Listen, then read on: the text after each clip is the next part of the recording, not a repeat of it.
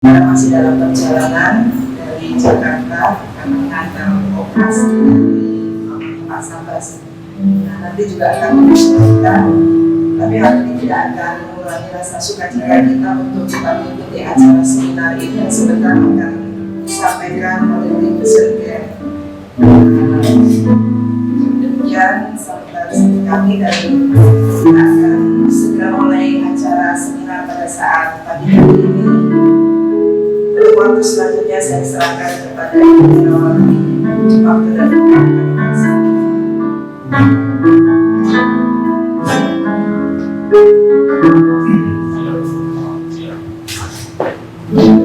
Shalom, Bapak Ibu, dikasih Tuhan, bersyukur kita pagi siang hari ya ada berjumpa kembali. Saya udah berapa lama ya kira-kira nggak jumpa dengan Bapak Ibu, tapi Tuhan kita baik, ada segala sesuatu ada waktunya ya. Jadi pagi siang hari ini kami tim dari Bandung di Sirker sekarang ada pembaharuan dari seluruh pengurus, dan saya datang dengan beberapa pengurus yang ikut pada pagi siang hari ini. Saya akan perkenalkan, hanya angkat tangan aja ya. Ada di sini sebagai bendahara Bapak Siman Sunarto. Berikan tepuk tangan dulu. Dan ada Bapak Thomas dari Bandung juga. Pak Thomas ini bagian dari partner ya. Jadi sekarang sudah ada pembagian partner diurus dengan Bapak Thomas ya. Ketua kita Pak Yunus waktu beberapa bulan yang lalu sudah pernah mengisi di tempat ini. Lalu kita ada badan pengawas dari Mission Care yang baru saat ini, dulu kan nggak ada. Nah, ada Bapak Yusak. Mereka berdua akan mengisi seminar di tempat ini.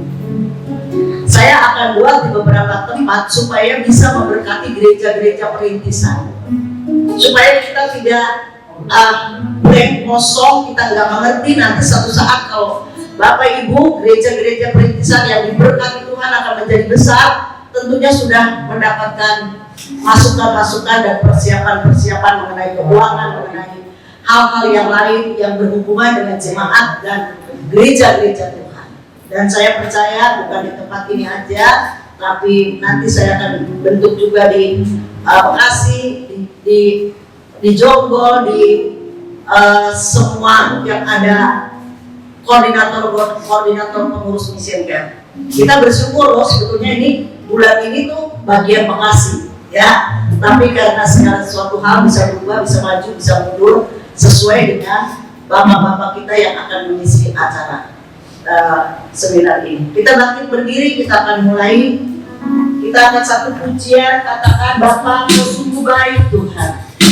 Lalu seminar ini akan dimulai segera saja supaya waktu kita tidak terbuang banyak, dan kita masih menunggu apa kita yang lain yang belum sampai di tempat ini. Tapi kita yang utama adalah kita datang kepada Tuhan dan kita ingin bagian. Amin.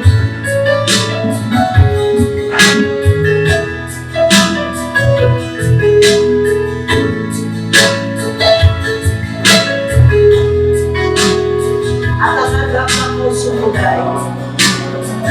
Haleluya. Bapa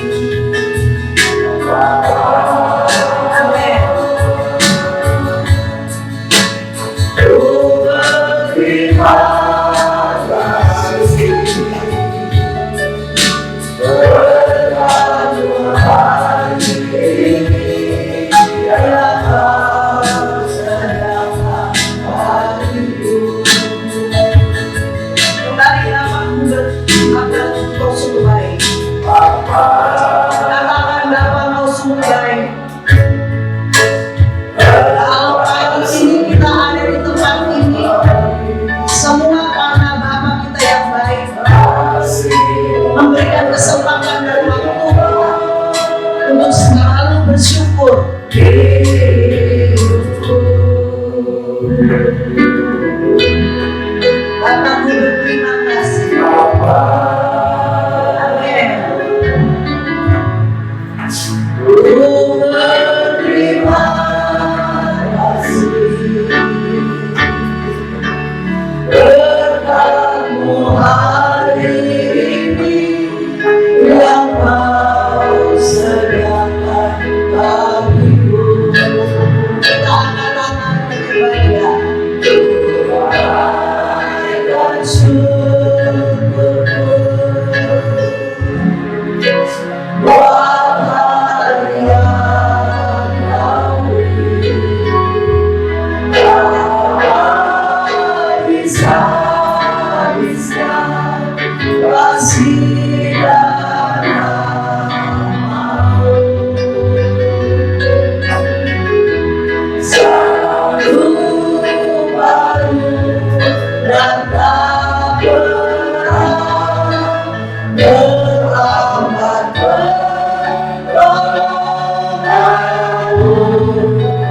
Besar setia di sepanjang hidupku. Tunaikan syukur. Tunaikan syukurku. Terima kasih Tuhan. Buat hari yang Kau beri. Tak habis-habisnya kasih dan aku akan selalu baru dan tak pernah terlambat pertolonganmu. Besar setia di sepanjang hidupku.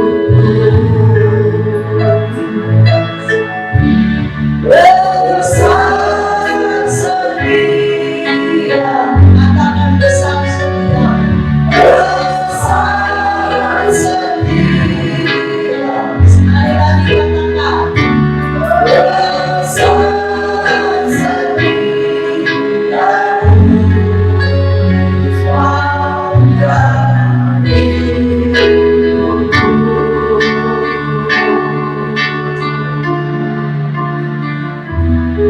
Mari kita tunduk kita berdoa, dan nanti saya minta hambanya Pak Boy berdoa untuk kepada pembukaan siang hari ini.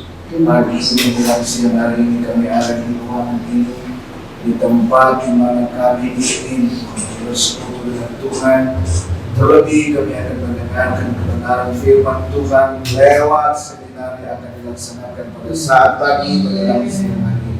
Kami percaya hanya Kuasa-Mu yang hadir bersama dengan kami, dan pengurapan-Mu menyertai setiap pelayan-pelayan-Mu Tuhan yang Engkau percayakan melayani kami pada saat pagi menjelang siang hari ini.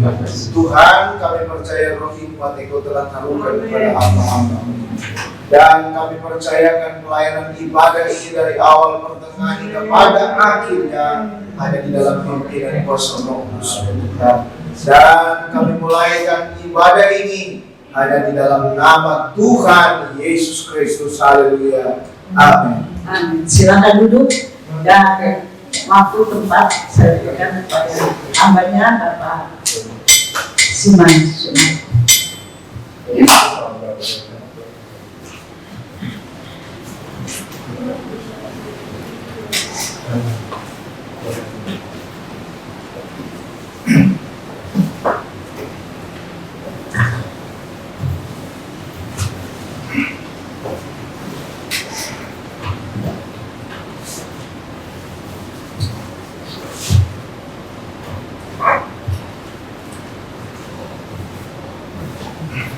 Shalom. Puji Tuhan, ya satu kesempatan yang baik kalau pada pagi ini saya berada di tempat ini mungkin tujuannya kedua.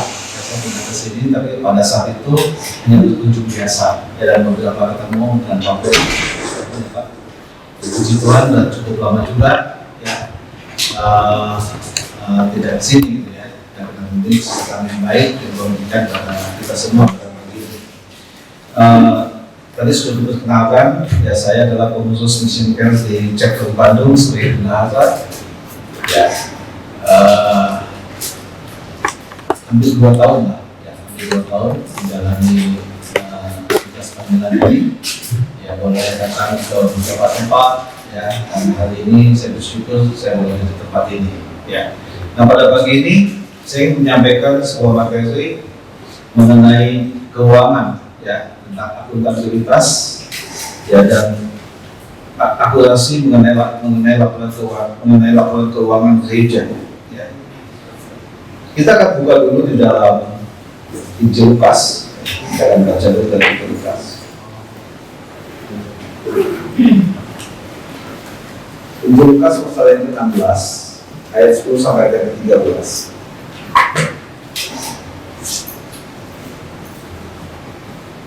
Lukas 16 ayat 10 sampai ayat ke-13. Saya akan bacakan bagi Bapak Ibu semua ayat-ayat ini.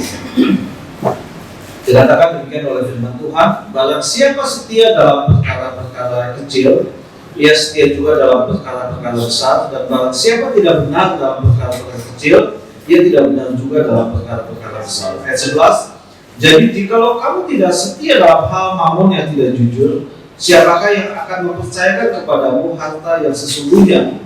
Ayat 12, dan jikalau kamu tidak setia dalam harta orang lain, siapakah yang akan menyerahkan hartamu sendiri kepadamu? Ini sebagai ayat pembuka saja yang menjadi satu renungan, ya, sehingga muncul, ya, seminar yang saya sampaikan ini mengenai akuntabilitas dan akurasi mengenai keuangan gereja. Nah, Bapak Ibu semua, kalau kita membaca di dalam ayat-ayat ini, ya, kita mengerti apa yang disampaikan di dalam ayat ini. Ya, dikatakan kalau kita tidak setia dalam perkara yang kecil, ya, maka jangan berharap kita mendapatkan hal yang lebih besar yang Tuhan percayakan kepada kita. Dan di dalam ayat 11 dikatakan disinggung mengenai mamon. Ya, kita tahu tentang mamon. Ya, dikatakan kalau yang kamu tidak setia dalam hal mamon yang tidak jujur, ya, dikatakan siapakah yang mempercayakan kepadamu harta yang sesungguhnya. Jadi ada anggapan, ya, jadi ada anggapan atau pandangan yang dalam kehidupan kita melihat ada pandangan negatif, ya, di mana ada orang-orang yang menilai, ya, bahwa ada pendeta-pendeta tidak seluruhnya, tapi ada beberapa oknum mungkin, ya, saya percaya di sini tidak ada, ya, yang menyalahgunakan keuangan gereja, ya, untuk kepentingan pribadi.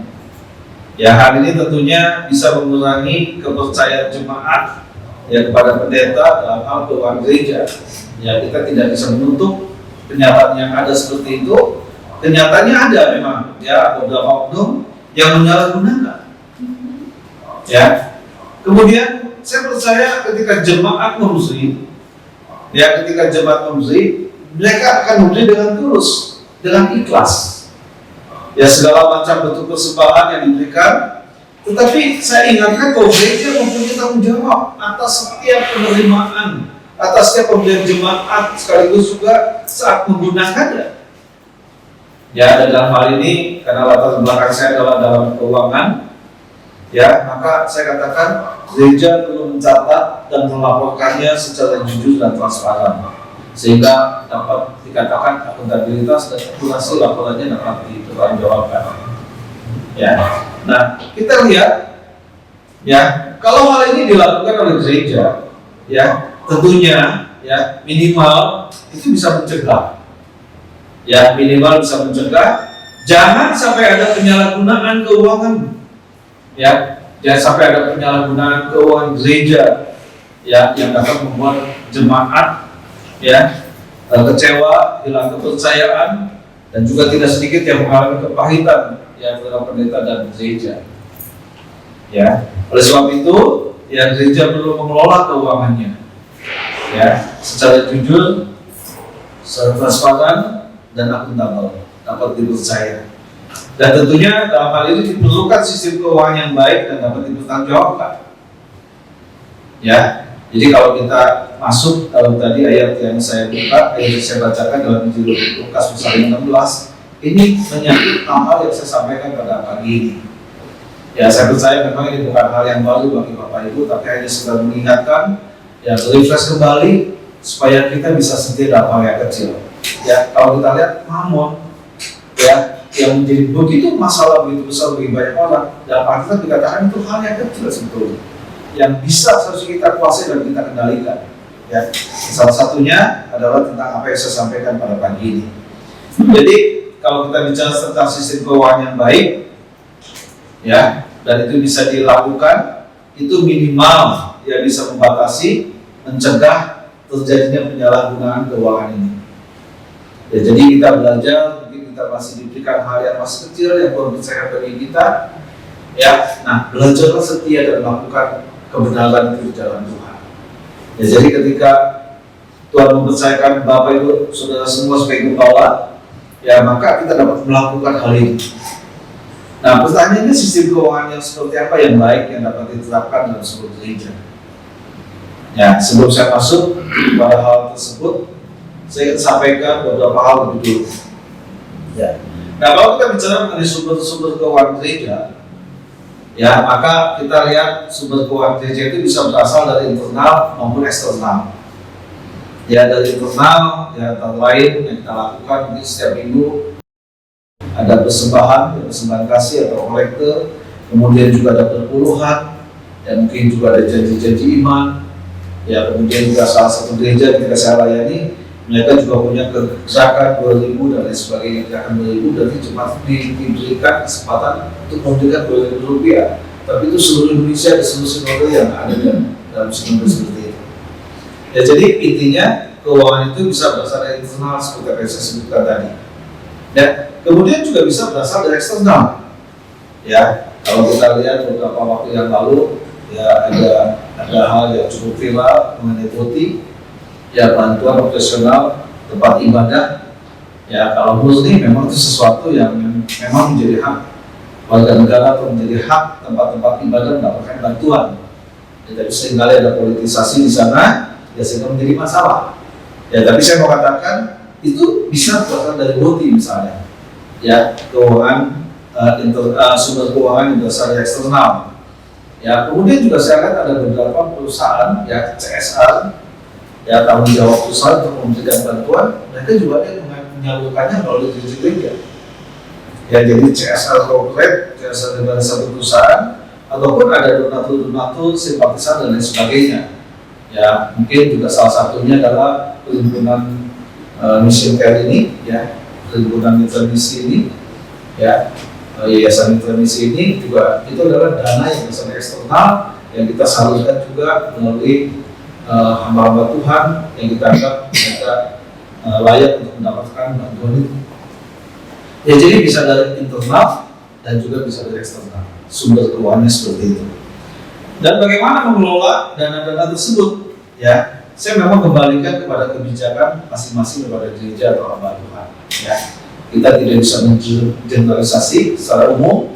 Ya, saya percaya juga mereka juga sinode atau gereja juga punya hak atau punya kebijakan-kebijakan di dalam mengelola dana-dana tersebut. Ya, jadi memang saya katakan saya kembalikan ya kebijakannya kepada masing-masing kepada gereja atau pendetanya. Yang saya tekankan dalam hal ini adalah yang perlu dipertanggungjawabkan kepada jemaat. Ya, dana yang diperoleh yang perlu dipertanggungjawabkan. Ya, jadi saya katakan saya kembalikan ya bagaimana mengelola dana itu, ya saya kembalikan kepada kebijakan daripada masing-masing gereja atau pendetanya.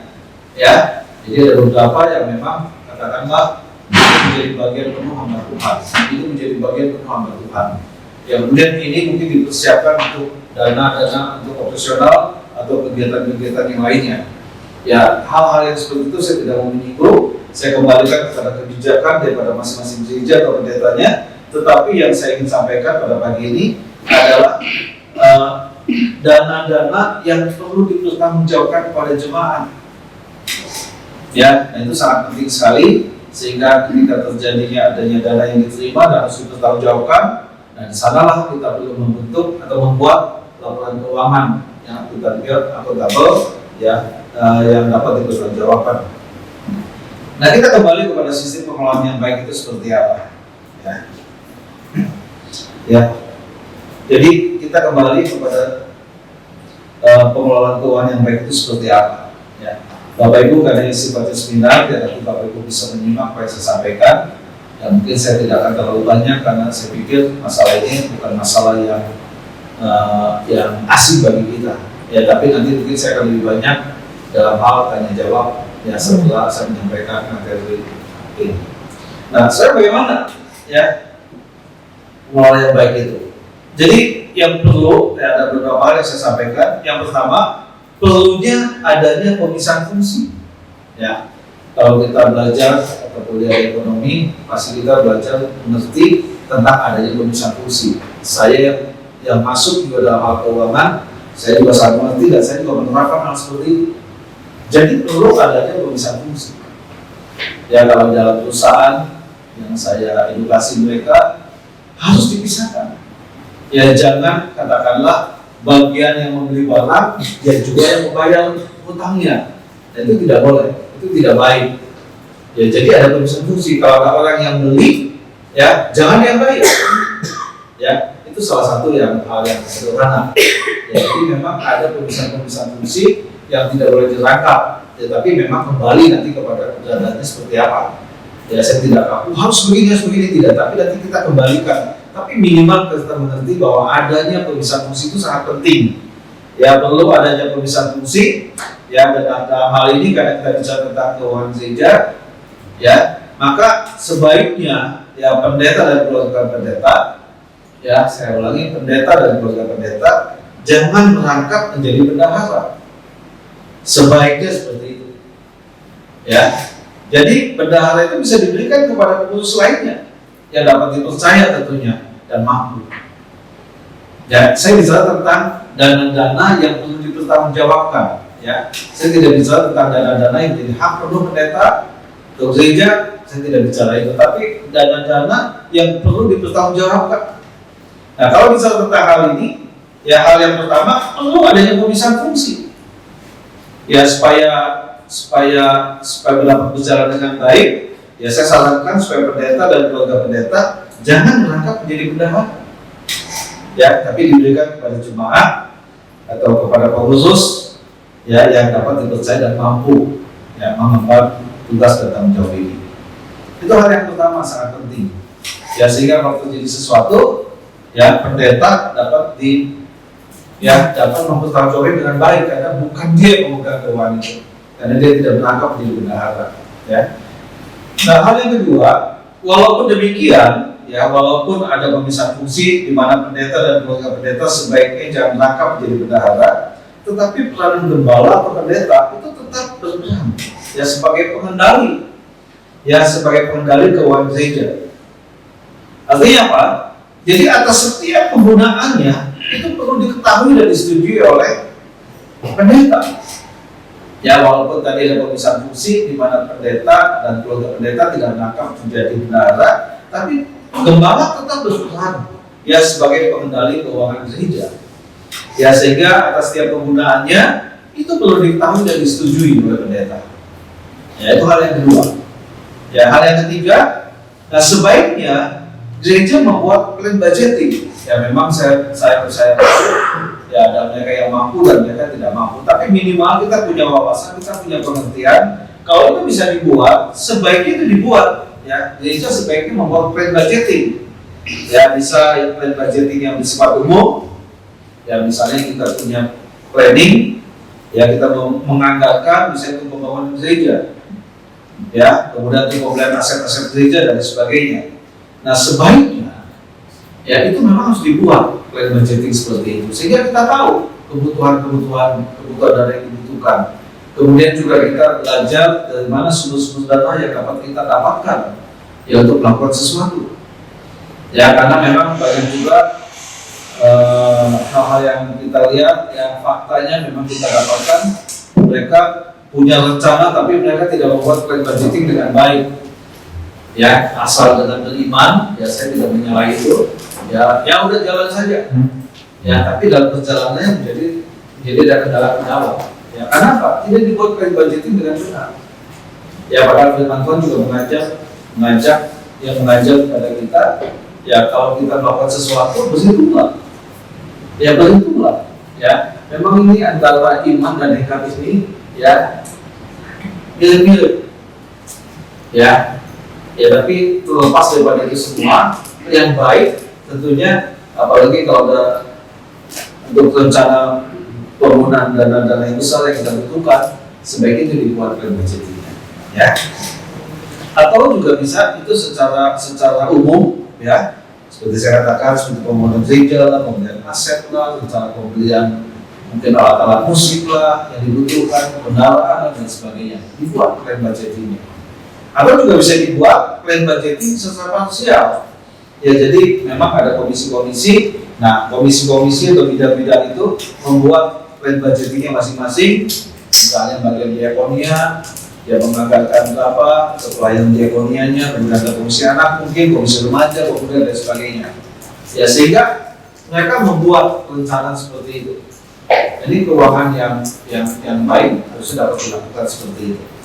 Dan memang nanti dikembalikan kepada situasi dan keadaan daripada gereja masing-masing. Ya, tentunya tidak sama kebutuhan setiap gereja, dan juga tentunya tidak sama dana yang dapat mereka peroleh dan dana yang dapat mereka belanjakan. Tapi minimal ya kita sudah bisa membuat itu semua. Ya.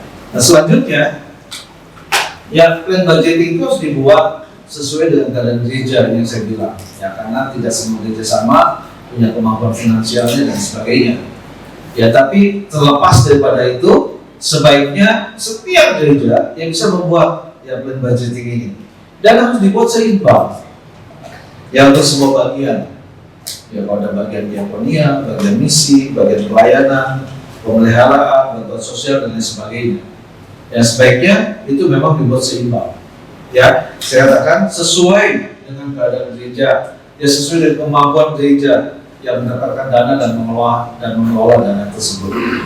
Ya, kalaupun tidak ada plan budgeting, ya saya katakan karena tidak semua gereja mampu atau karena kebutuhannya mereka tidak perlu membuat itu, tapi minimal ya kalaupun saya katakan tidak ada plan budgeting, tapi gereja tetap harus memperhatikan penggunaan dananya secara wajar ya dan dapat dipercaya dan masuk akal. Ya, jadi kalaupun tidak ada plan budgeting, ya tapi gereja tetap memperhatikan penggunaan dananya ya sehingga itu wajar dan dapat dipertanggungjawabkan. Ya, jadi kalau ada plan budgeting memang pasti lebih baik karena semua sesuatu sudah dianggarkan. Ya, kalau kita bicara tentang kejadian perusahaan itu tidak semata-mata mereka bisa menggunakan dana, tapi itu sudah dibuat dari awal. Ya, semua sudah terkonstruksi dengan baik sehingga semua mengarah kepada budget yang dianggarkan dari awal. Tentu bisa berubah sesuai dengan keadaan, tapi minimal ada dasar Anda paparkan. Ya, sehingga saya katakan sekalipun ya kita tidak membuat itu semua, ya tapi perhatikanlah penggunaannya ya sehingga dapat dipertanggungjawabkan dan masuk akal. Selanjutnya, ya hal yang keempat, ya atas setiap penerimaan dan pengeluaran uang, ya gereja wajib mencatat dan melaporkan keuangannya, ya secara berkala, ya secara periodik dan mengarsip ya bukti-bukti penerimaan dan pengeluaran dengan baik. Ya ini juga harus dilakukan, ya bukan dunia sekuler saja yang melakukan itu semua. Ya jadi ini harus dilakukan. Jadi atas setiap penerimaan dan pengeluaran uang, ya gereja, ya walaupun mungkin kita harapkannya kan tidak seberapa, ini kan dananya tidak terlalu besar.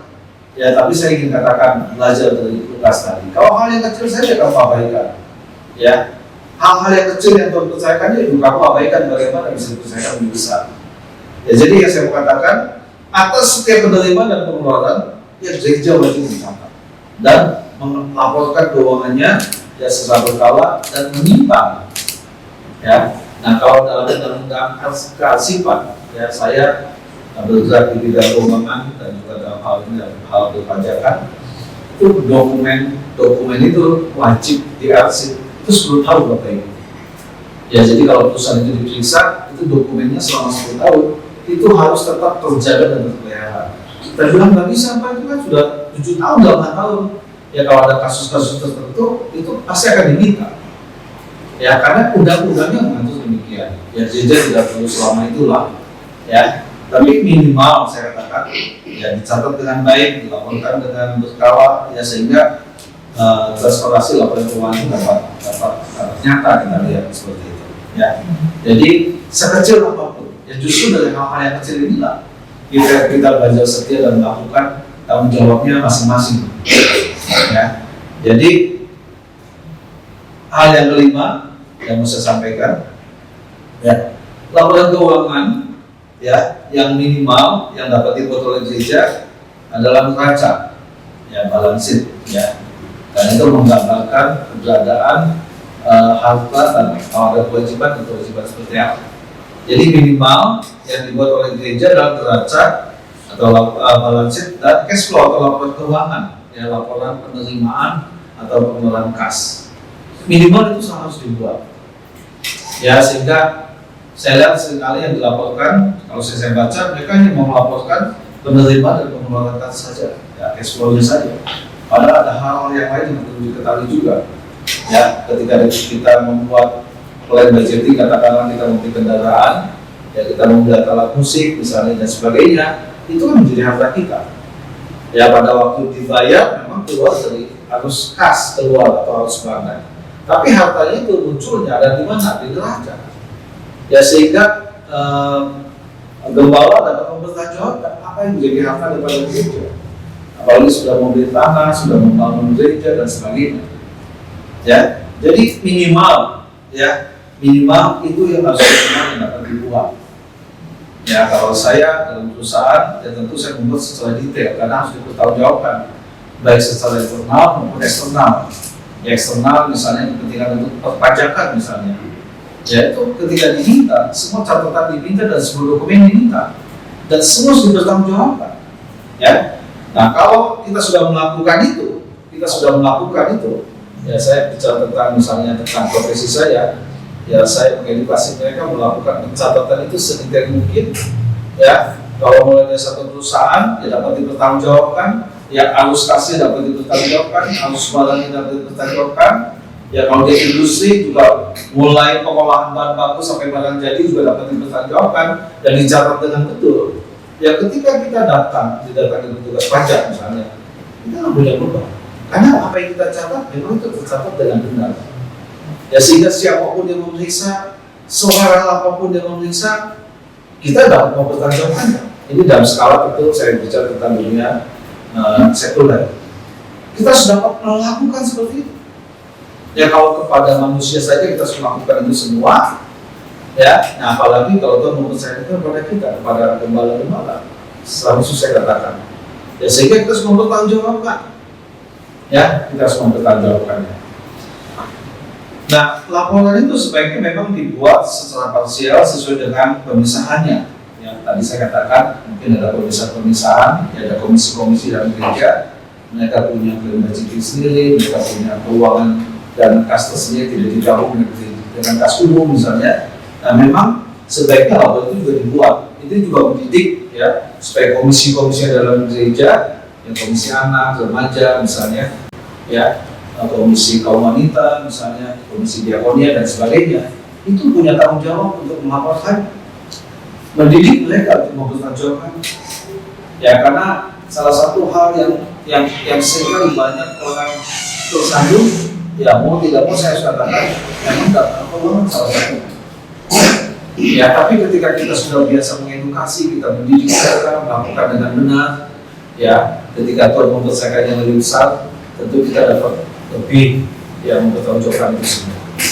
Ya, menjadi Bapak Ibu, ya laporan keuangan ini memang sebaiknya ya dibuat parsial sesuai dengan pemisahan dan fungsi-fungsi yang ada di sana atau komisi-komisi yang ada di gereja, tapi juga dibuatkan laporan gabungannya, laporan konsolidasinya. Ya, jadi ketika jemaat melihat laporan keuangan parsialnya ada, tapi juga secara konsolidasi atau gabungannya juga ada. Ya teknisnya seperti apa kalau memang sudah sampai di sana, ya saya bisa menyiapkan waktu untuk memiliki itu semua. Ya, nah kita akan masuk ya kepada pengeluaran.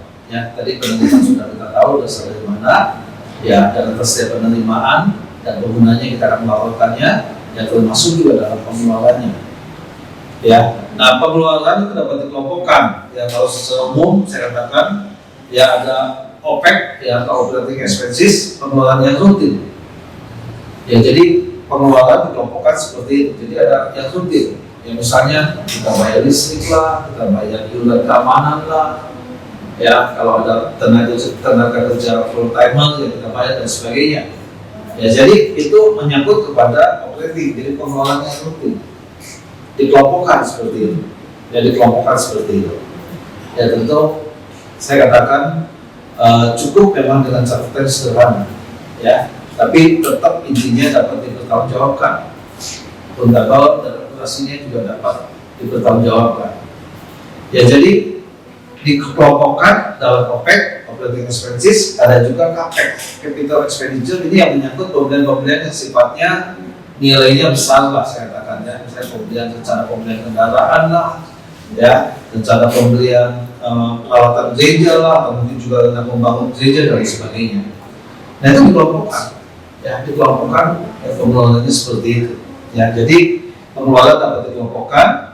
Ya sehingga jemaat juga dapat melihat apa sih yang menjadi kebutuhan rutin dari gereja itu. Ya dengan adanya laporan yang transparan, jemaat bisa melihat. Ya dan saya percaya jemaat juga akan berkembang seperti itu. Tapi kalau tidak ada gambaran, itu juga salah satu yang membuat ketika jemaat tidak membeli dalam bagian apa? Ya, jadi saya juga termasuk salah satu ada di satu gereja lokal. Saya juga melihat kebutuhan itu.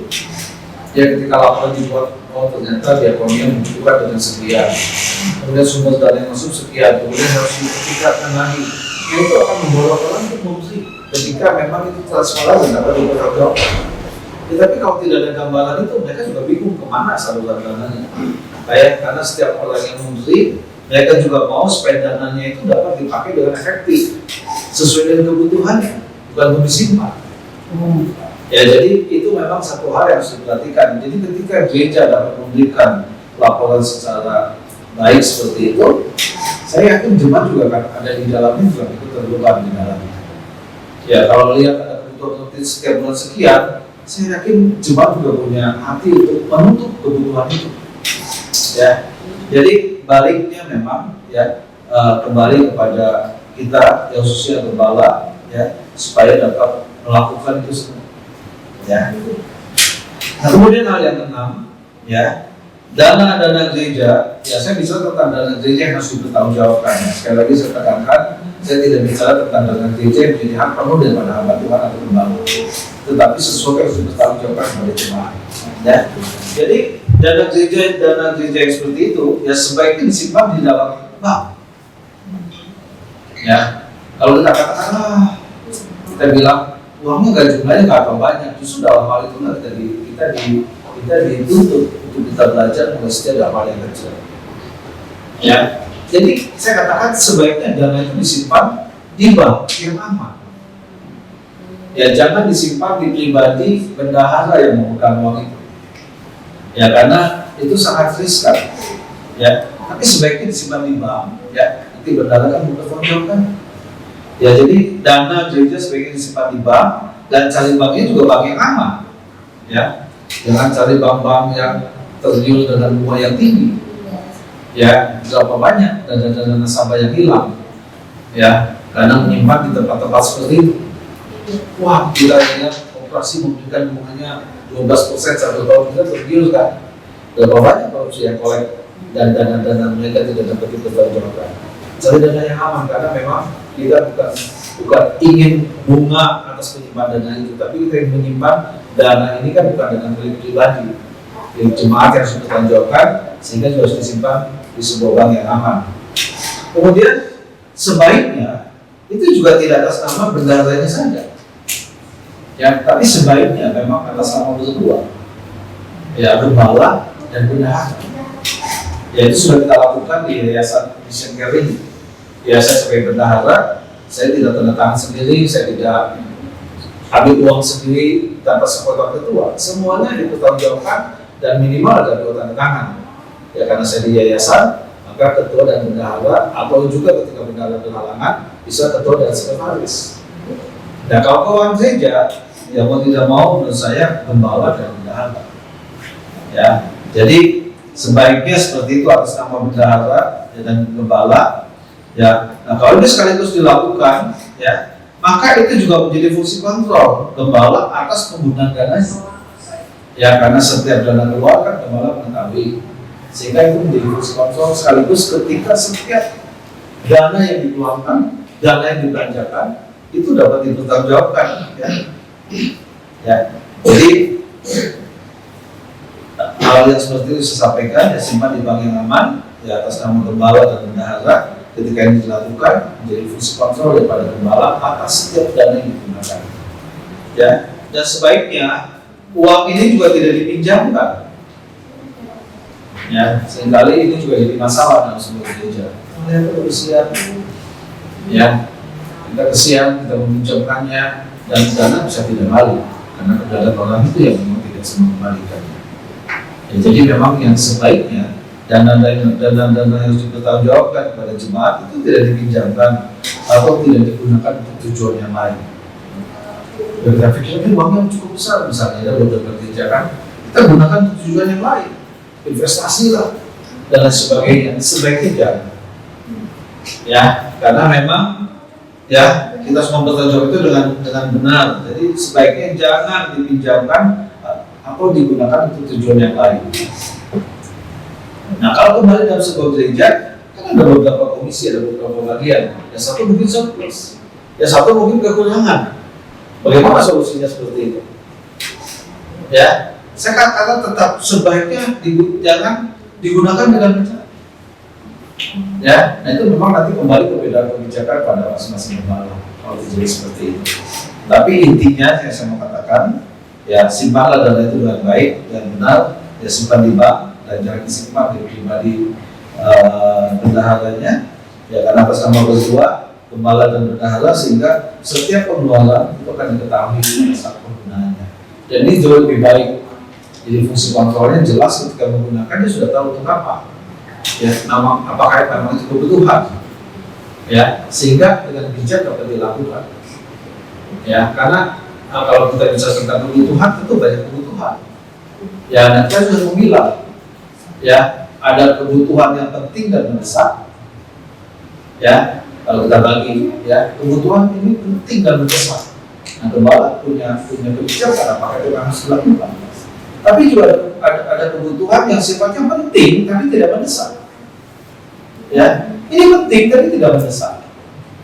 Ya, jadi kita harus memilah seperti ini.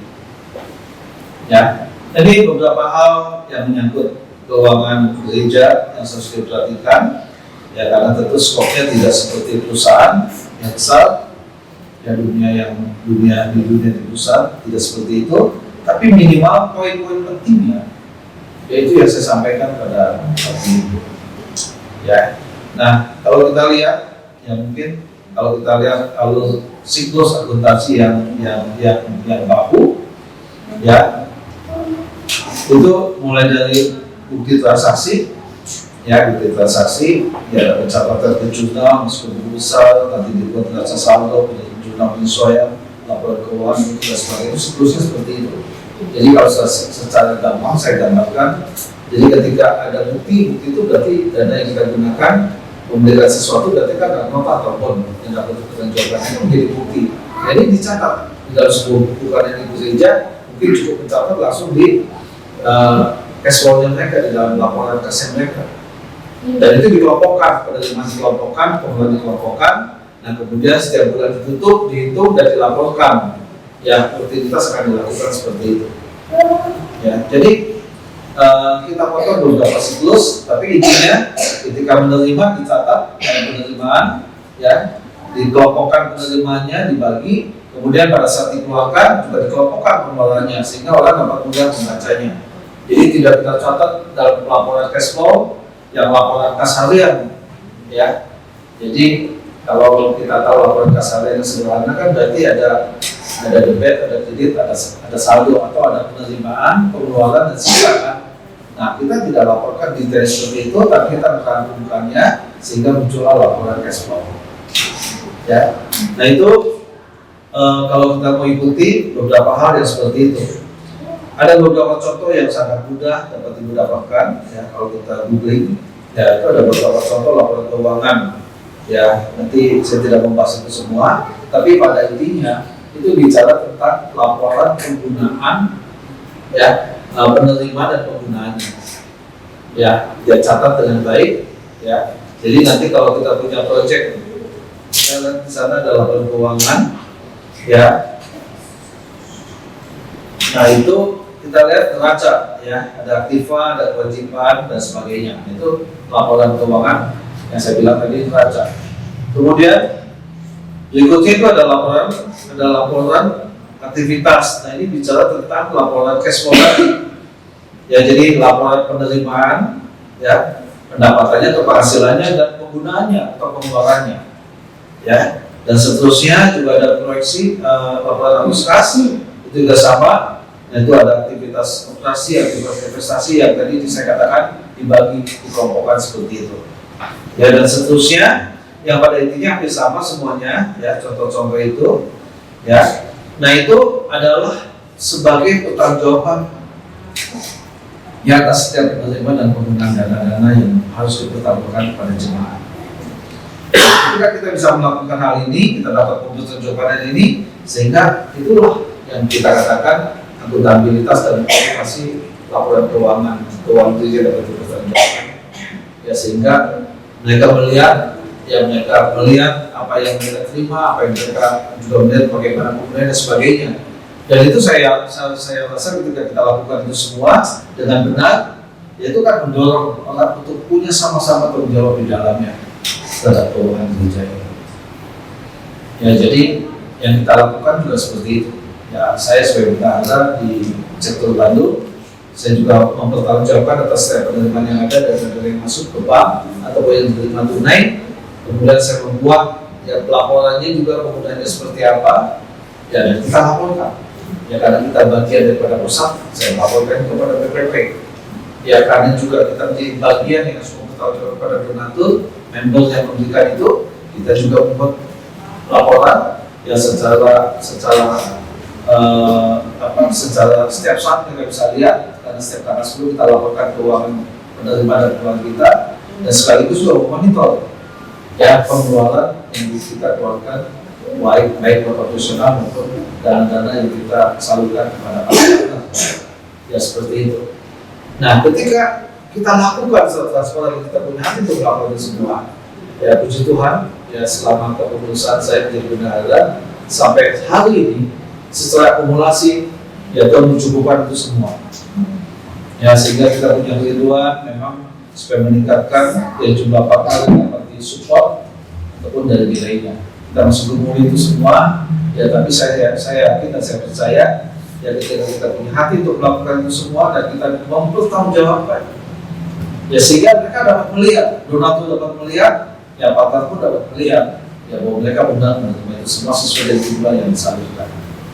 Ya, jadi intinya saya mau katakan, ya ketika kita bisa melakukan bagian ini, ya sebagai gembala, ya dan juga tentunya bagian jemaat yang melihat transparansi laporan keuangan dengan baik dan benar, itu akan mendorong ya kita sama-sama akan ada di dalamnya untuk sama-sama bertanggung jawab ya terhadap apa yang menjadi dana-dana yang diterima atau yang dikeluarkan, ataupun kalaupun sekalipun jadi kekurangan, saya percaya yang jemaat akan berkembang itu semua. Ya, nah Bapak Ibu semua yang dikasih oleh Tuhan, ya itulah materi yang saya sampaikan, ya tidak terlalu banyak, ya tapi saya ingin mendorong supaya kita masuk dalam tanya jawab, karena itu mungkin langsung menyangkut ya tentang saudara kita, ya seperti apa yang menjadi mungkin menjadi sebuah pertanyaan dari Bapak Ibu semua, ya dan pada waktu ini, ya pada kesempatan ini saya akan memberikan waktu dan kesempatan bagi saudara untuk bertanya. Ya, saya harap yang materi yang saya sampaikan, ya saya rasa ini bukan hal yang asing bagi kita. Ini satu hal yang seringkali ya sama lah dari lingkungan nyata yang kita alami. Ya kalau saya bicara tentang rumah tangga, ibu-ibu juga punya catatan kan berapa dana yang diperoleh, kalau gajinya atau penghasilan suaminya dari gajian, dari gajiannya, kemudian sudah bertanggung juga, ya kebutuhan ini lah, kebutuhan ini dan sebagainya, gitu kan. Itu hal yang kecil. Itu pun juga kita lihat sudah dilakukan dalam skop yang lebih besar. Dia juga melakukan hal ini, ya dalam skop yang lebih besar lagi, ya seperti yang saya kerjakan dengan profesi saya, itu dokumentasi luar biasa banyak. Ya sehingga kalau usahanya sangat besar sekali, itu ketika kita diperiksa untuk memberikan dokumen pada kantor pajak, itu bisa beberapa truk yang kita bawa. Nah kita harus bertanggung jawab sampai detail seperti ini. Ya mereka periksa, betul mereka periksa. Dan itu kerjaannya dikerjakan oleh berpuluh orang dalam 1 tahun. Saya misalnya diperiksa hanya sekian bulan, tentu mereka tidak periksa dengan baik. Ya tapi pada intinya diperiksa atau tidak diperiksa kita mau bertanggung jawab. Ya jadi poin pentingnya adalah seperti ini. Ya sama kita tidak mau bertanggung jawabnya. Mungkin kita tidak diperiksa dengan manusia, tapi kita mau bertanggung jawabnya kepada Tuhan. Ya karena itu adalah dana-dana yang memang harus kita bertanggung jawabkan kepada jemaat. Dan sekaligus dalam ini untuk kita juga mempertanggungjawabkan kepada Tuhan. Ya, nah itu Bapak Ibu semua yang dikasih oleh Tuhan, saya berterima kasih. Ya, itu yang dapat saya sampaikan. Ya, mungkin saya membuka kesempatan bagi Bapak Ibu semua untuk bertanya. Ya, nanti yang bertanya silakan. Ya, waktu dan tempat saya sediakan. Kalau tidak ada mungkin bisa bertanya langsung karena mungkin saya masih bisa mendengar ya apa yang disampaikan oleh Bapak Ibu semua. Ada yang mau ditanyakan? Silakan Bapak Ibu semua.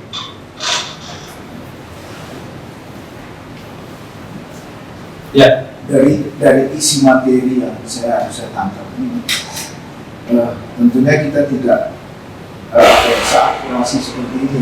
Ya, kita dapat seperti itu. ya, Artinya yang saya ingin tanyakan begini, itu ya gereja membutuhkan SD. Nah, bukan terbanyak dari beberapa yang saya amati termasuk saya. Kami sangat terbatas untuk memiliki SDM seperti ini. Sementara kalau saya tangkap dari isi materi ini, katakanlah kalau ini berbicara tentang gereja besar, untuk SDM-nya ada. Nah, di kalangan kami ini tentunya kan untuk memiliki SDM seperti ini kan sangat sulit. Nah, menurut pandangan Bapak itu seperti apa? kalau menurut saya sekarang tool ya alat untuk membuat Bapak itu sangat banyak sekali. Online dengan harga yang mudah itu banyak. Jadi kalau kita sering buka YouTube, sering ada bukasan, dan itu salah satu tool sebetulnya. Ya, untuk mencatat laporan itu sudah akurasi sudah bagus sekali. Ya, jadi tentunya yang saya sampaikan seperti saya katakan tadi tergantung pada gereja. Ya, laporannya seperti apa, dana yang besar seperti apa, gitu kan. Nah, kembali kepada pertanyaan Pak Boy tadi, ya tentu kita akan menyesuaikan. Ya, rasanya kalau kita mengedukasi, ini kan akuntansi ini kalau saya bilang, ya itu adalah bidang yang sangat nyata dengan kenyataannya. Kalau kita belajar akuntansi itu nyata, ya jadi kasarnya gini, saya beli bensin 10 liter, ya kamu catat lah.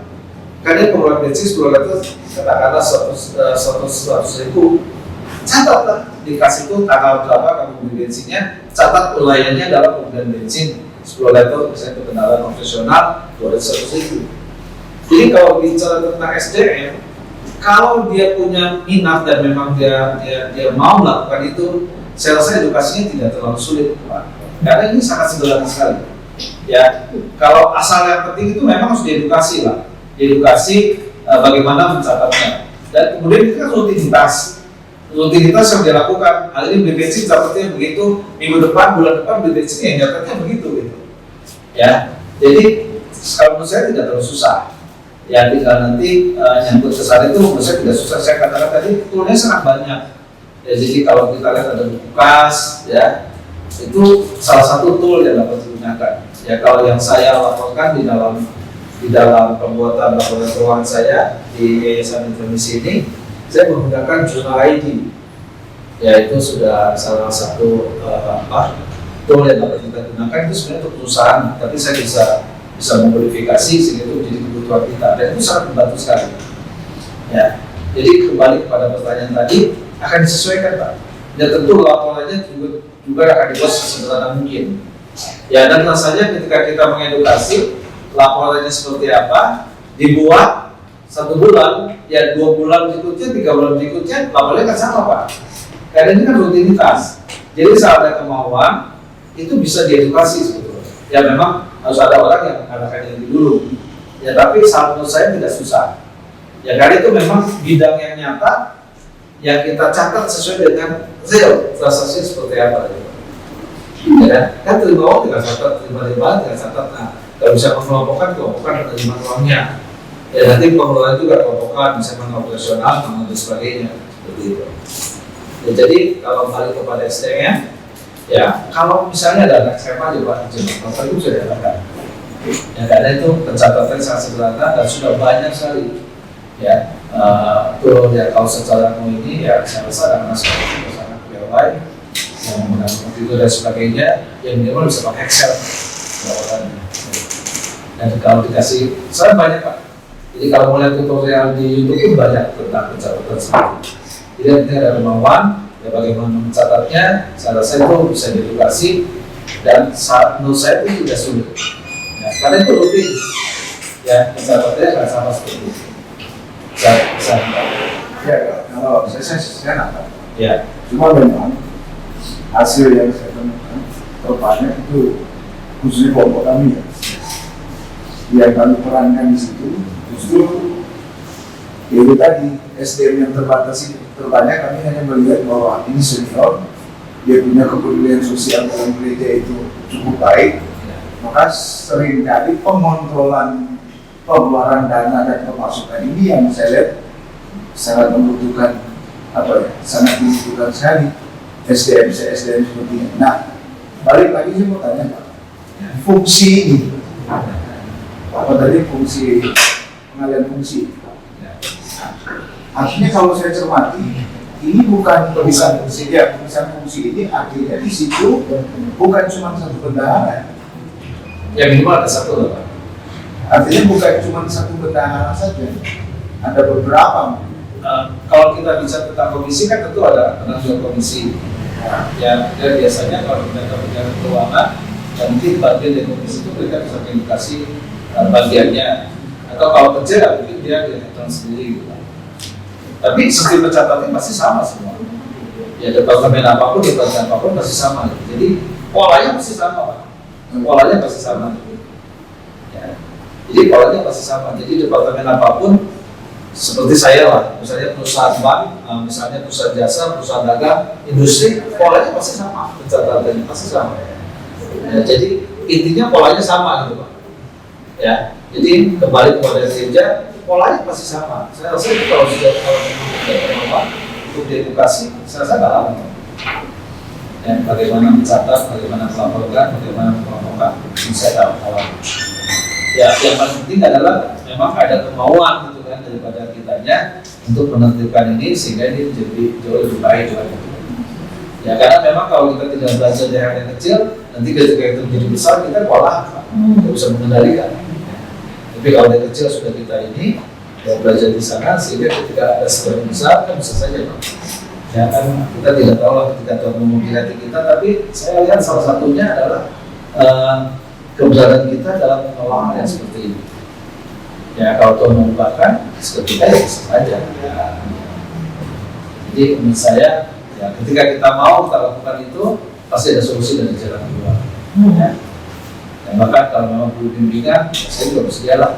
Karena nggak susah Pak. SDM-nya penting, ya SMA lah gitu. Nah kalau sampai ada SMA, ya SMP juga mungkin bisa lah. Karena masyarakat tercanggih juga kan komputer soalnya.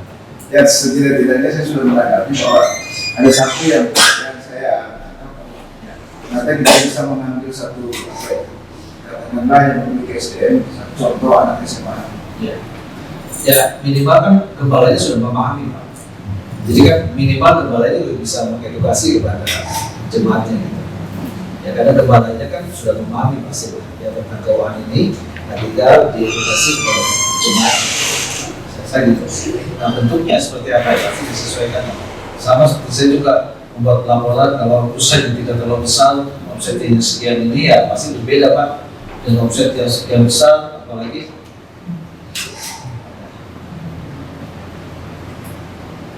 Jadi kompleksitasnya pelaporan memang tergantung bentuknya lah.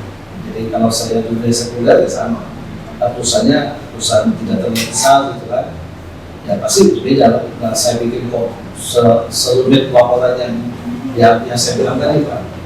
Ya ketika saya dipertanggungjawabkan salah satu klien saya, itu kita bisa udah materi pada ini. Dan itu kan sudah ada pencatatannya. Ya dari besar itu udah pasti kita pakai program, pakai manual. Jadi memang kembali kepada kita di Indonesia ini, ya saya menekankan belajarlah. Ya karena ini tanggung jawab yang Tuhan katakan dalam Injil Lukas tadi. Kalau dalam hal maupun yang kita jujur, bisa jadi kita mempertanggungjawabkan bagaimana hal yang lain. Dan yang paling penting adalah memang ada keinginan dari kita untuk memperbaiki supaya lebih baik, sehingga itu semua tidak menjadi satu hal yang berbeda menjadi sambungan dalam pelayanan. Ya karena kenyataannya kan banyak menjadi begitu. Apalagi kalau sudah nyangkut dengan yang besar, apalagi itu sudah kejatuhan apa yang luar biasa. Salah satunya dalam ruang ini. Tapi coba kalau sudah mulai dari kecil, menunjukkan semua jawabnya minimal bisa dicegah. Mungkin ada pertanyaan yang lain? Bapak Ibu semua bisa bertanya, ya baik sebagai pembalap ataupun jemaat, dan mungkin coba selama ini tidak ada gambaran bagaimana kemana bisa bertanya. Ya kalau nggak ada yang bertanya, saya bertanya lagi Pak. Boleh. Di bawah Bapak. Soalnya, Oh akhirnya. di samping saya sudah tadi Pak, sudah tempati gitu. Efek negatif Ya. tidak boleh ditimbulkan. Ya. Nah kita ini kan gembala ya. Ya. Seringkali kita nggak bisa membohongi hati. Ya. Ketika ada jemaat, bisa pinjam. Nah tapi tujuan dari dia pinjam ini bagi penilaian kami nggak salah. Cuma tadi kan ada efek. Nah solusinya seperti apa Pak? Kalau saya berprinsip Pak, daripada dipinjamkan, lebih baik saya memberikan saja. Tentu tidak sejumlah yang dia minta. Jadi dari pengalaman yang ada seperti itu. Karena nanti masalahnya ketika kita meminjamkan itu jadi persoalan Pak bagi jemaat. Ketika dia tahu, apalagi kalau kita transparan kan, dipinjamkan sehingga nanti kalau dia muncul hutang kepada sejemaat. Kan ada efek walaupun disamakan sebagai perintihan pada pertama juga. Nanti akan mengakibatkan kalau dia bisa pinjam, saya tidak bisa pinjam. Jadi kalau saya punya sikap, ya lebih baik saya memberi. Kalau memang itu kebutuhan dia, tentu kita tidak memberikan semua apa yang dia minta. Gitu. Kalau menurut saya itu, karena ini pengalaman Pak, ini di luar gereja ya, saya sendiri juga banyak pengalaman saya pribadi seperti itu Pak. Ya, karena saya berhubungan dengan banyak, itu yang namanya pinjam meminjam Pak. Bacanya nggak hari Pak. Orang terdekat sekalipun juga nggak hari. Jadi sekarang ini saya ambil sikap daripada saya meminjamkan, saya lebih baik memberi gitu. Itu hal yang saya lakukan sekarang ini. Dalam kamu kuasa pinjam, saya bantu aja. Ya, itu sesuai lah dengan kira-kira apa yang kita bantu. Nah, kalau namanya tidak mau minjam Pak, ya kalau nanti oleh catatan saya Pak, ada biaya yang mencari, ada bilansi nggak lunas Pak. Ya, jadi kita tidak membuatnya berdosa Pak. Ya kadang-kadang ini kan sensitif lah ya, masalahnya sensitif. Jadi kalau saya tanya solusi seperti apa, lebih baik kita memang menyiapkan dana yang memang kita berikan saja dan untuk membayar. Dan kalau terjadi hal seperti itu pasti ada efeknya yang menurut saya tentu akan tidak baik bagi jemaat yang lain. Maka itu nanti penularan penjamanya terjadi pada sosial. Nah kalau itu skupnya luas Pak, organisasi. Ya. Harus contoh. Nah ini beranggotakan pendeta. Ya. Nah kalau pendeta pinjam ke pendeta, gimana solusi? Nah itu kan pribadi dengan pribadi Pak. Bukan. Oh, bukan ada yang seperti itu. Ketika ada kaitannya ke organisasi. Kalau saya tetap prinsipnya sebaiknya jangan dipinjamkan. Itu yang benar. Sebaiknya. Kalau prinsip saya sebaiknya bisa dipinjamkan. Benar, benar. Sudah saya Terjadi apa? Tapi terjadi dan tidak pinjam itu. Terus aman nggak Pak? Itu gimana? Aman nggak Pak? Pengembalian? Ya belum. Itu baru.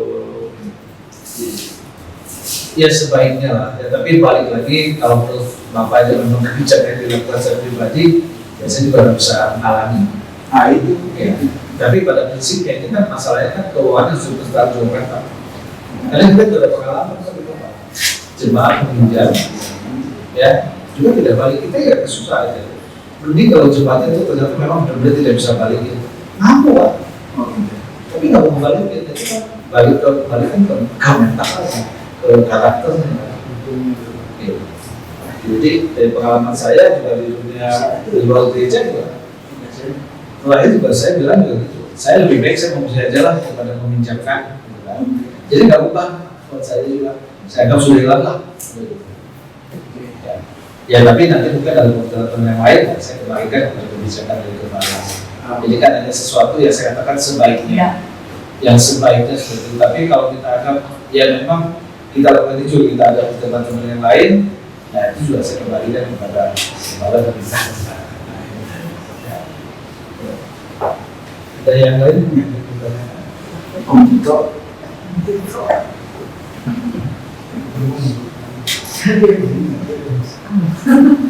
Dan memang kita perlu belajar tentang hal yang paling kecil itu, karena itulah kita akan dituntut kepada hal yang lebih besar. Ya, tapi kalau memang hal yang kecil saja tidak dapat dipercaya, itu manusiawi lah. Manusiawi ketika kita bertemu dengan orang tidak mempercayakan, kalau hal yang kecil saja tidak bisa dipertanggungjawabkan, tidak bisa dipercaya, dan mungkin kita juga memberikan yang lebih besar. Itu sangat manusiawi lah menurut saya. Ya tapi ketika tidak dapat dipercayakan, ya kita kan manusia lebih besar kan. Ya sama aja dengan kondisi kita kan. Ketika dapat dipercayakan ya itu kan mungkin yang lain sebelum saya akhiri, ya ini sudah 19.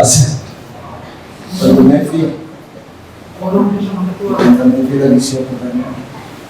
Ya, itu saya.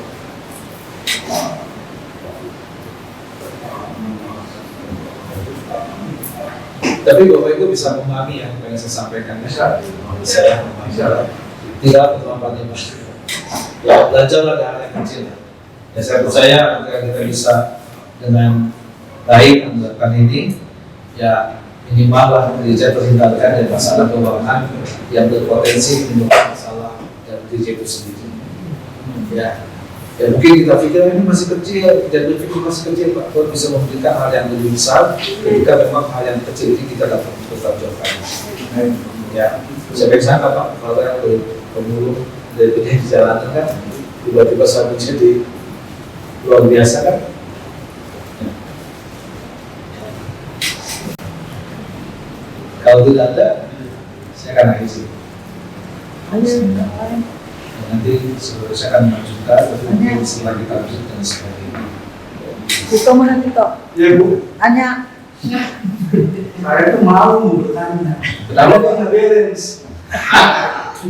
Nggak balance apanya Pak? Jadi antara kebutuhan dan kalau misalnya saya nggak ikut materi tadi Pak. Ya. Maaf Pak. Jadi kalau misalnya keuangannya memang murni dari hasil persembahan, untuk sebingung karena itu memang nggak seimbang antara kehidupan sehari-hari. Jadi memang minus apa ya? Iya, jadi memang minus dalam artian menutup. Ya. Cuma kan kita kembali lagi ya balik kepada apa ya? Kemuliaan Tuhan gitu aja. Tapi intinya materi memberkati kedepannya tentu kalau itu bisa diterapkan. Terima kasih. Ya memang inilah ajaibnya Tuhan kita Pak, sehingga berkunjung ke tempat-tempat. Kalau secara hitungan memang rasanya gimana mereka mencukupkan kebutuhan mereka gitu ya. Katakanlah kata dengan persembahan yang cuma sekian gitu ya. Tapi saya tapi jadi Pak jadi sarjana. Karena dari Tuhan jaga, Tuhan pelihara. Itulah ajaibnya Tuhan kita. Ya. Tapi terlepas daripada itu semua, kalaupun kelihatan kayak minus, tapi tetap ujung-ujungnya tercukupkan juga di sana kan. Itulah iman dan kepercayaan kita dan memang pemerintahan atas hidup kita kan. Ya itu yang terlepas dari itu semua. Ya tapi seperti yang saya sampaikan, ya ketika kita mau melakukan ini, itu adalah bagian yang menjadi tanggung jawab kita, gitu kita bertanggung jawabkannya. Ya jadi saya lihat ya banyak hal yang memang kita lihat secara logika kok bisa begini, tapi Tuhan cukup ada Tuhan pelihara. Ya, sampai hari ini pun saya percaya nggak ada hamba Tuhan yang kekurangan sampai namakan kan ada juga Pak. Walaupun pandemi sekian apapun dan sebagainya, tapi sampai hari ini tetap Tuhan jaga dan pelihara. Amin. Ya, itu kenyataannya saya lihat memang. Ya, ada hamba Tuhan yang dalam kondisi seperti itu, tapi kok anaknya bisa ya? Ya, bisa jaga, Tuhan jaga, Tuhan pelihara, ada saja jalannya. Ya, jadi memang itulah Pak berkat yang Tuhan berikan bagi hamba Tuhan yang setia dalam pelayanannya, melayani dengan setia, karena itu tanggung jawab yang kita berikan kepada Tuhan, pasti Tuhan juga akan memperhatikan amanah yang saya. Ya, jadi terlepas dari itu semua, ya biarlah apa yang saya sampaikan pada hari ini, ya kiranya boleh menjadi ya bukan sesuatu yang luar biasa lah, ya, atau hal yang umum, yang menyangkut dengan hal yang nyata yang harus kita kerjakan. Ya sebagai ada pertanyaan lagi silakan. Gini Pak, kita kan punya jemaat, kita sudah tahu berapa bulan ya. Saya seperti ini, tanggapan saya kalau kita sudah tahu persembahan sekian. Ya. Nah kan ada tabungan yang berjangka setahun, 2 tahun gitu ya. Ya. Kalau kita sebut persembahan. Iya. Jadi kita taruh uang. Ya. Nanti kalau udah 5 tahun, contoh kita ambil 5 tahun, yang per bulannya contoh ada yang 15.000, 10.000 gitu ya. Ya. Ya, ini kan juga berjalan seperti itu. Jadi nanti pas 5 tahun, sekarang satu kelihatan bagus gitu ya. Yang enggak benar-benar nggak usah terlalu dipakai sama, itu memang kasnya udah kelihatan. Gitu ya. Jadi BPR kan nggak nabung.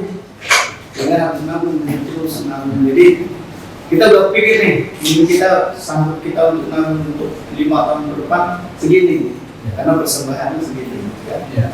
Oh iya, jadi setelah 5 tahun baru kita lihat, oh iya hasil kayak gini.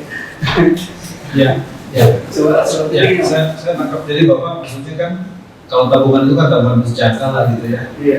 yang memang dipaksa rutin setiap bulan menyimpan sekian kan, itu juga tidak salah Pak, asal yang penting kebutuhan yang bulan itu juga terpenuhi kan dari kelebihan yang ada kan. Iya. Seberapapun lebihnya saya tidak membesarkan masalah itu, tapi kalau memang ini dana yang memang tidak ini yang bisa digunakan seperti itu. Tapi itu berarti berjangka dan nggak bisa diambil setiap saat ya Pak. Iya, nggak bisa.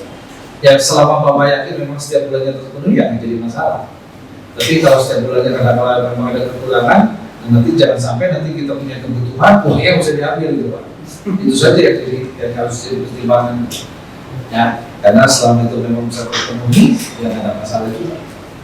Ya, tapi saya ingatkan jangan nyimpan di tempat-tempat yang banyak janji yang bunga terlalu tinggi dan sebagainya. Ya, mungkin beberapa tahun yang lalu kita dengarkan itu reksadana yang amburadulnya luar biasa. Ya banyak klien saya itu menyimpan uang di sana. Ya kan itu dia bunga itu tadi lah. Kalau saya sebutkan mulai dari Bina Padi lah, Pak Arkadia lah, terus termasuk juga asuransi jiwasraya lah, terus koperasi SP, ya sejahtera bersama itu memang mereka menjanjikan bunga yang sangat tinggi. Ya mungkin 10% tanpa ada potongan pajak dan sebagainya. Sementara ketika deposito tabungan nggak ada artinya gitu. Mereka simpan di sana. Ya tapi karena tergiur dengan bunga yang pendapatan yang tinggi itu harus Pak. Harus.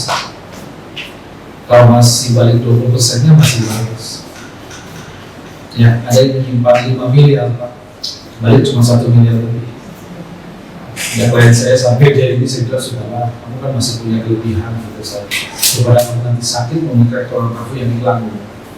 Ada yang 25 miliar ya, balik tinggal 5 miliar. Ya memang sih kalau uang hilang ya banyak juga caranya seperti apa kan, investasi zombie lah, kalau nggak dibohongin orang lah, ditipu dan sebagainya.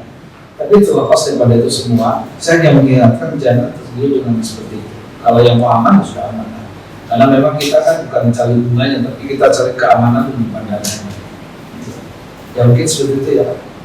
Ya, jadi menurut saya tidak salah kalau memang rutinitas bulannya bisa terpenuhi, dan itu memang perlu diinformasikan pada jemaat supaya jemaat punya keterbawanan yang sama.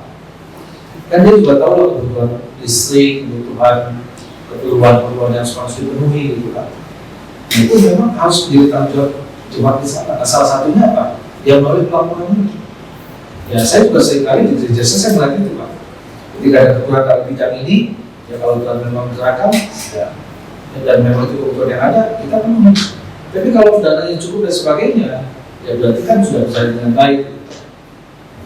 Jadi kembali pada prinsipnya, ya kita melakukan bagian kita, ya mempertanggungjawabkan apa yang Tuhan berikan kepada kita.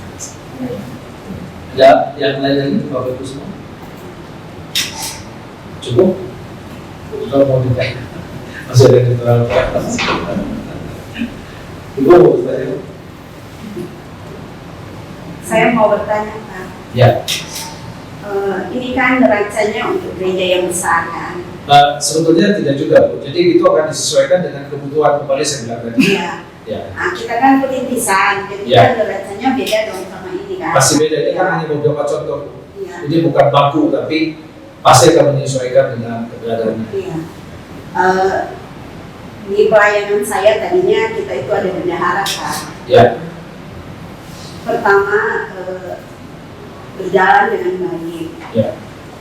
Terus sudah berjalan berapa tahun tiba-tiba bendahara ini agak susah ngeluarin uang ya. Contohnya kalau kita butuh sesuatu untuk perbaikan tempat ibadah ataupun biaya listrik, jadi dia banyak alasan ngomongnya sebentar lah, akan nanti lah. Nah, kita kan mending kalau kita gembala punya uang untuk beli listrik, beli token ya. Kalau nggak ada bagaimana, nggak keburu mati kan listriknya. Jadi ya yang saya tanyakan itu bisa nggak gembala menghandle sementara jadi bendahara karena keadaan agak susah gitu. Jadi Makanya saya tuh nggak menghakimi, mungkin uangnya masih ada apa enggak saya nggak tahu, tapi dengan berbagai banyak alasan dia sampaikan beginilah begitulah nantilah. Nah, akhirnya solusinya uang yang di bendahara itu kita ambil untuk kelancaran operasional pelayanan gitu. Terus akhirnya bendahara itu dialihkan ke saya sendiri yang pegang gitu. Gimana itu Pak? ya, prinsipnya kan seperti yang saya katakan, kalau ada pemisahan fungsi itu jauh lebih baik. Tapi kalau ada bendahara berkelit tidak mau mengeluarkan, sebenarnya otoritas pengeluaran itu bukan bendahara, tetap di gembala. Iya. Ya, tapi untuk memperjuangkannya bagi jemaat kan lebih baik ada jemaat atau pengurus yang memperjuangkan itu. Ya, nah pertanyaannya uangnya simpan di bank atau enggak? Bendahara itu menyimpan uang di bank atau tidak? Yang dia simpan di satu rekening, yang dia memperjuangkan dan tidak menggabungkan dengan kebutuhan pribadi dia. Jadi menurutnya jadi Dia simpan di bank, tapi kan nggak tahu kalau dia digabungkan dengan uangnya dia apa dengan itu, cuma waktu itu dia bilang uangnya masih ke bank. ya itu kesalahannya memang salah satu itu. Kalaupun nanti memang bendahara dengan kesendiriannya dia menyimpan uang di bank, itu rekeningnya harus khusus Bu. Nggak boleh dipakai untuk rekening pribadi. Harusnya begitu. Jadi ketika dia mempertanggungjawabkan setiap bulan, dia lakukan itu sekaligus melampirkan rekening tabungannya. Sebaiknya begitu. Nah, itu kan sudah terjadi. Menurut saya, harusnya apalagi itu kebutuhan operasional, dia sudah tahu itu kan kebutuhan harus dipenuhi kan. Ya, kadang-kadang kita kalau ada uang kita yang handle terus kasih notanya ke bendahara ya. Ya itu sih mekanismenya pengelolaan lah. Jadi Iya, dulu perbaikan gitu. Tapi kalau memang kalaupun tak ada uang, kalau nggak ada uang gimana? Terus kadang-kadang dia ada di luar kota Pak. Jadi pas sampai saya bilang ya udah kalau begitu susah kita itu dulu bendahara kita handle dulu supaya kan untuk kelancaran biaya operasional pelayanan itu. ya mungkin itu salah satunya tidak membuat plan budgeting tadi. Jadi kalau plan budgeting dibuat kan sudah tahu kebutuhan. Kan itu kan pasti bulan-bulan itu nggak beda jauh lah kalau rutinitas ya Bu. Ya listrik bayar sekian, ya bulan depan juga mau sampai melonjak 2 kali tetap kan akan angkanya kan nggak beda jauh gitu kan. Nah kalau dia sudah buat itu dia sudah tahu kebutuhannya, harusnya itu sudah disiapkan. Iya harusnya. Ya harusnya, nah makanya yang dalam hal ini kan bukan bukan catatan yang salah gitu kan, tapi ini kan nyangkut kepada pribadi bendahara kan. Ya seharusnya dilakukan itu. Akhirnya waktu itu mahasiswa saya itu dia bilang begini, udah kalau gitu kita jangan jadi dulu keuangan gereja supaya menggampangkan juga kita kan. Ya. Asalkan itu kan dipertanggungjawabkan setiap 3 bulan sekali belanja. Terus kan nanti ada pertanggungjawaban. Ya. Ya memang intinya kalau memang ada kendala sih nggak ada masalah. Ya tetap dipertanggungjawabkan kalau kendala. Iya. Saya bicara tadi yang sebaiknya. Tapi kalau ternyata dalam prakteknya ya bendahara menjadi itu mungkin salah satunya apa bendaharanya yang kita salah pilih gitu ya. Ya kalau memang itu ya kita lakukan gitu kan. Ya, Nah, kalau balik kita ambil sebetulnya sih tidak ada masalah. Tapi memang seringkali kepercayaan jemaat itu kalau ada bukan gembala atau keluarga gembala itu jauh lebih baik gitu kan. Ini yang dipertemukan pada jemaat ya. Saya nggak bicara tentang yang memang tidak perlu gembala, yang itu saya tidak bicara itu. Jadi memang kalau kembalian tadi mungkin ada hal yang salah, itu harus dibicarakan mungkin. Kan kita sudah bisa hitung kalau kita punya plan budgeting yang sederhana saja misalnya kan kita sudah tahu nih kebutuhan setiap bulan itu apa sih yang menjadi pokok tagihan kita. Nah minimal itu kan disiapkan gitu kan. Ya kalau itu disiapkan pada setiap awal bulan, ya mungkin menurut saya nggak ada masalah gitu. Nah, jadi bendahara itu kan memang bisa menyimpan dananya di bank, ya. Tetapi kalau memang dia ada kepentingan sekali keluar kota, ya dia bisa siapkan dananya dalam bentuk kas, kan kas ini sudah disiapkan di awal misalnya untuk kebutuhan 1 bulan, gitu kan, atau per minggu dan sebagainya. Iya. Jadi tidak mengganggu. Ya mungkin itu yang perlu diperbaiki kalau saya. Ya kalau mau hal dengan gembala, ya saya juga bilang nggak salah juga. Tapi sebaiknya ada baik juga sehingga kalau terjadi sesuatu masalah keuangan kita bukan gembala dan keluarga gembala mempertanggungjawabkan, tapi ada pihak lain yang memang mengetahui keuangan gereja secara transparan. Itu saja yang kita mau itu disampaikan. Ya, terima kasih. Ya, saya rasa cukup ya. Ya, kalau cukup kita akan lanjut. Sebenarnya ini ya biar ini kemudian menjadi sesuatu yang boleh membuka wawasan kita untuk kita bisa menjadi lebih baik lagi. Ya, sudah tidak ada lagi, saya akan lanjut. Ya kita akan tundukkan kepala kita. Ya kita akan berdoa, kita akan bersyukur untuk pimpinan Tuhan dalam waktu yang singkat dan